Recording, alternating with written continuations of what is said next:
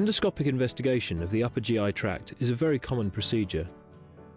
About 1/3 of all primary care consultations are for GI symptoms, and so in the United Kingdom alone, around 500,000 people have this investigation each year.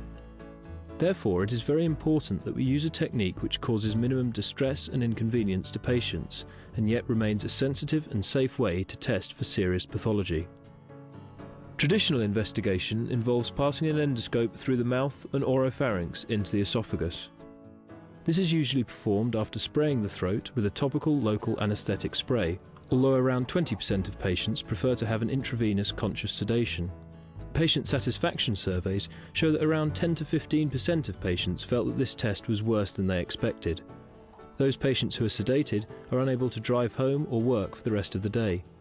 It is for these reasons that we should consider transnasal endoscopy. This involves passing a skinny endoscope, 5.9mm in diameter compared to 9.4mm for an oral endoscope, through the anaesthetised nasal cavity and into the esophagus. The intention is to provide a pain-free insertion of the endoscope. To do this, we have a nurse-led protocol to both anaesthetise the nasal mucosa and check the patency of the nasal airway. In addition, we offer the patients 50 to 100 ml of water around 10 minutes before the procedure. This is to reduce the viscosity of the gastric mucus and enables it to be aspirated more easily through the smaller diameter aspiration channel. Next, we spray the nasal cavity with a lidocaine spray mixed with phenylephrine to assist in mucosal vasoconstriction. After 2 minutes, a soft 5.3mm nasal catheter coated with lidocaine gel is passed through the nasal airway. After a further 2 minutes, this catheter is removed and replaced by a larger 6mm catheter, which remains in place until the procedure commences. This firstly ensures the mucosa is satisfactorily anaesthetised, and secondly, that the airway is sufficiently patent to allow the endoscope to be passed through the same route. Over 90% of patients have an airway which is sufficiently patent to allow the endoscope to be passed nasally. Because the patient is pre-anaesthetised, the time in the procedure room is reduced. To perform a transnasal endoscopy, the patient usually lies in the conventional left lateral position, but may as an alternative remain in the seated position. The nasal catheter is slowly removed and replaced by the smaller endoscope. Is that okay? Feeling all right? The passage through the nasal cavity is under visual control. The endoscope is then advanced into the esophagus in the same manner as a conventional endoscope. This phase is pain-free, and since the gag reflex is not stimulated, the retching so common in oral endoscopy is avoided.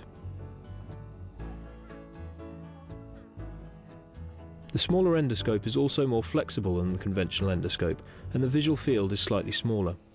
This requires a slightly different technique, as the endoscope is steered rather than torqued into the second part of the duodenum. Because the endoscope is smaller, it can be recurved inside both the stomach and the duodenum without causing discomfort. Biopsies are also taken in a similar way to a conventional endoscope, although using slightly smaller forceps.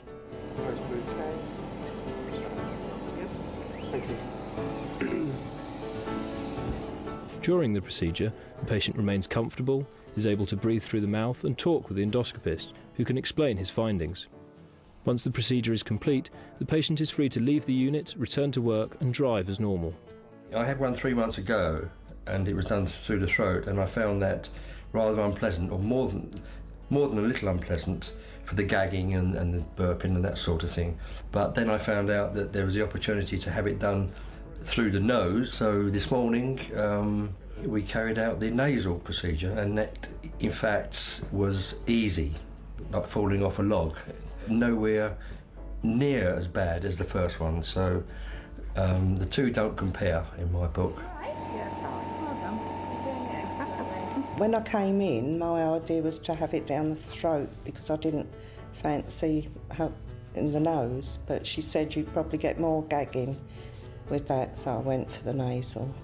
I thought that this is going to make me want to cough or be sick, but I didn't have any feeling of gagging at all. Evidence shows that for patients who have had both procedures, transnasal and oral endoscopies, over 90% would prefer a transnasal endoscopy if they were to have the investigation again. Patients feel more comfortable and in control when they are not retching. They find the anaesthetising process effective in eliminating pain from the procedure, and they are more relaxed when they are able to breathe and talk normally. Care of transnasal endoscopes is similar to that of conventional scopes, and they use the same processor. The smaller channels require smaller cleaning brushes, but are otherwise managed in the same way. To summarise, firstly, transnasal endoscopy is a pain-free experience, and since the gag reflex is not provoked, it is a much more comfortable experience for the patient. Secondly, the patient, because it is a non-sedated procedure, can leave the unit shortly after the investigation and may work and drive normally. Finally, transnasal endoscopy takes less procedure room time and costs no more than a traditional technique. So if I have to come back in 6 months' time, which it looks as though I will have to, I will certainly hope to have the procedure I had this morning done, because that was fine, and I'm fine now. I can get up and go home. Why we don't do this all the time, I can't understand that, but if it's a new procedure, then let's get cracking and let's start to use it.